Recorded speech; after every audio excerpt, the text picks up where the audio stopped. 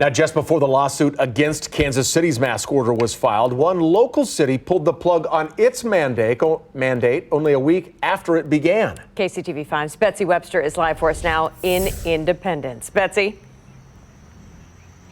Well, the short-lived mask mandate here in Independence was much narrower than what's in effect in Kansas City, Missouri. You can see from the sign here that hasn't come down yet that it is just for city-owned buildings, like here at the police station. And the city manager says that's why he ended up lifting it. He said it was confusing and he wanted to make sure that the rules were the same whether you're at the cop shop or the coffee shop. The mask rules at places like City Hall went up a week ago, created by the city manager the day after the CDC recommended masks in public indoor spaces, vaccinated or not.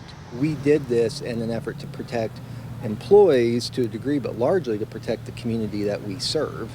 Hence the signs at Cable Dahmer Arena, also owned by the city. But regulating masks in private businesses requires the mayor and council to act, and the Independence mayor stuck to just recommending masks. We were getting a lot of phone calls. Our council was letting us know that they were getting a lot of feedback about confusion. I don't think I know where to go to have a mask and not have a mask. Jeannie Ryder just returned to the community center today after surgery. Count her among the confused. The grocery store is just as important or not important as any of our city buildings. They're trying to understand, what am I supposed to do here and why is it different here than when I go down the street to Hy-Vee?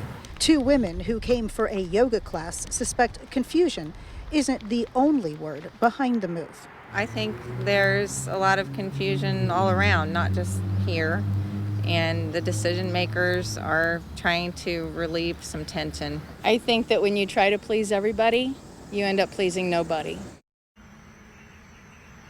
Now, I asked the city manager about, would he keep the mask mandate just for the staff members?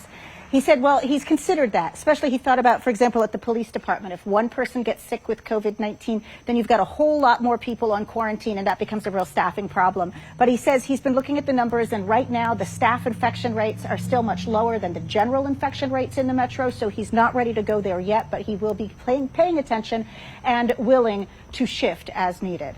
Live in Independence, Missouri, Betsy Webster, KCTV5 News.